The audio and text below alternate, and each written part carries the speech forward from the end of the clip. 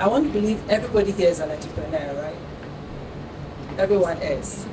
Okay, I came prepared with, a speech, and I thought, sitting back there discussing with Elaine and Franklin, I thought, why do I have to come and deliver a lecture when everybody here is equally an entrepreneur as I am? And all of us here are on that journey. Some already have started, some are thinking of starting or have started and going on to something else, and some are thinking, do I really need to go on? And so, no, I don't think I'm going to read this, but I'll take a few notes from this. Basically, the only theoretical aspect of my speech this morning is to go back to who an entrepreneur is and what entrepreneurship really is. And I did a bit of research over the weekend. I thought, okay, let me just go back, because everybody calls themselves an entrepreneur, but truly, we've got different types of entrepreneurs. And this word called entrepreneurship must have come from somewhere. I think it dates back all the way to 1723, thereabouts, where a French author came up with the term entrepreneurship.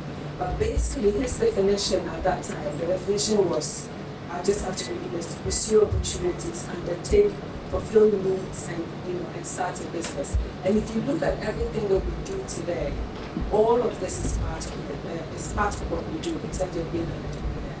I think for me, the definition that I thought has been able to transcend time has been the one by Adam Smith, which says, a state of being someone who would organize, manage, and assume the rest of the business to generate economic value.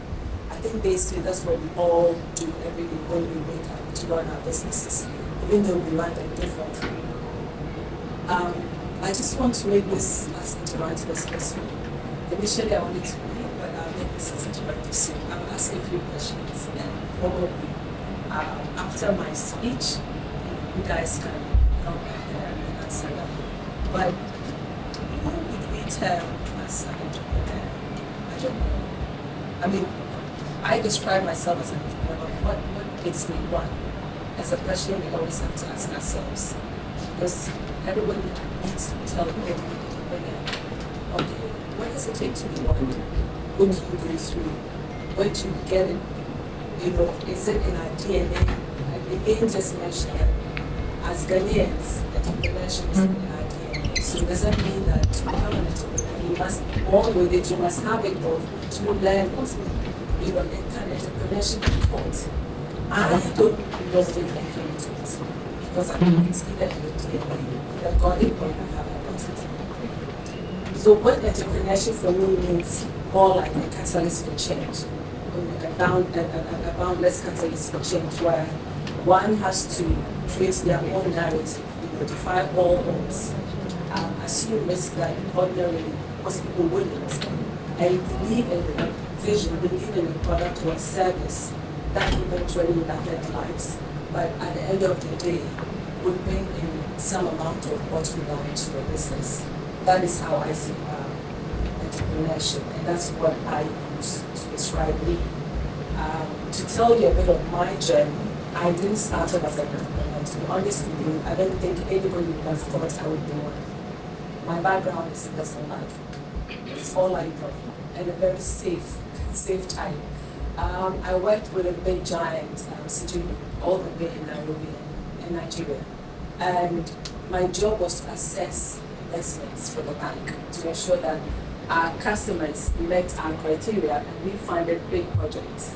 And so it was very easy for me.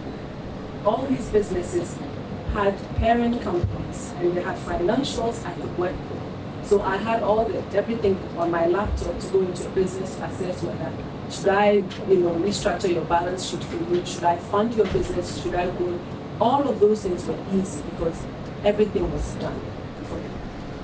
I moved to work in Nigeria, and Elaine said something about Lagos, where if you work in that system, there are two things that you come back with.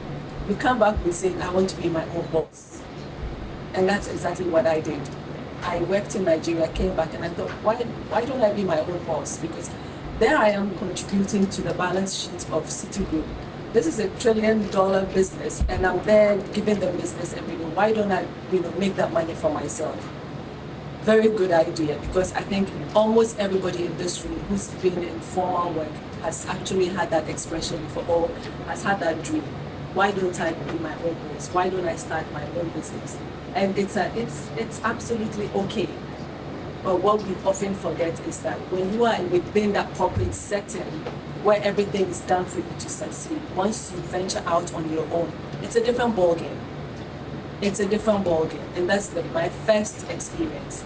I came back to Ghana from Nigeria, and I thought, why not do some form of a finance business for women? I did. I tried. I was away and I think Franklin over there would attest to that. I was away for almost 100 days.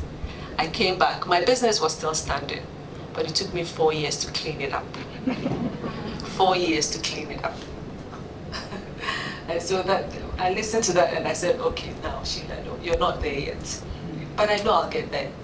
So maybe we should take that test and let's see. But that's just me digressing. But truly, one of the things we must really be prepared to do is you need to be ready to fight for what is yours and what is your vision.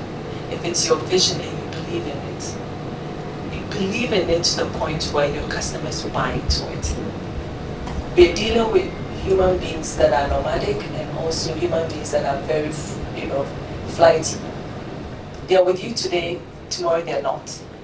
And the only way they can stay with you today is that you have to build solid relationships with your clients.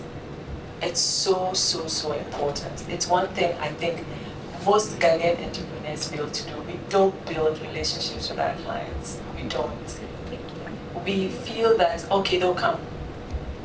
But the thing is, somebody else is about to launch your exact service with an add-on that will be more attractive. And so building relationships, and it's not you have to, make them your friends, no, but be there for them and think of their needs. Think beyond what they expect of you and keep that. And the other thing is that one thing is, and I always say as entrepreneurs, your foundation is very important. Most people start a business and they even haven't registered it. They have no legal documentation to the business, no document. So you start a business, you haven't registered it, and so legally, you're not even recognized. And your team, you must invest in your team. It's very important. And I think when you are almost, I call them the sole proprietor entrepreneurs, the first thing you must establish is pay yourself a salary. Nobody here works for free, even if it's your own business. Never work for free for your own business. As an entrepreneur, it's a no-no. So there are some basic things you must do from the beginning. And for the middle entrepreneurs and the growing ones that are scalable, you're beginning to see that wherever you go for funding or to get help, you're asked of ESG, here ESG, to be long-lasting. And so there are various things you must do, and I had to do them. When I started, I didn't think it was important to have a board. I didn't think it was important to have certain structures, policies, and all that, even before we got regulated by the central bank. But I had to, because somebody must hold you accountable. Even though you're a visionary, you can go off on a tangent that your team can't follow. That's why you need somebody to draw you back and tell you that, listen, as much as we believe that you're a visionary, you have to work within what you have and use what you have. And so there's some basic things that are important to make your businesses succeed as an entrepreneur. And it also helps you develop yourself. It's good to go into a room and be challenged.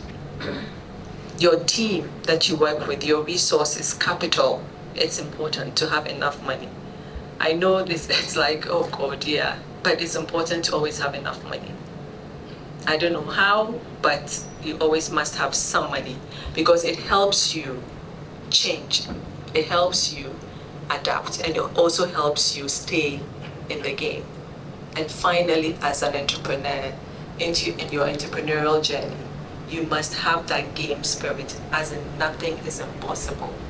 It's never impossible. The fact that you're failing today doesn't mean you're going to fail tomorrow. The fact that you're struggling today doesn't mean you're going to struggle tomorrow. There's always a way out of every situation if you believe in your craft. So perfect it and deliver exactly what you say you deliver. Thank you.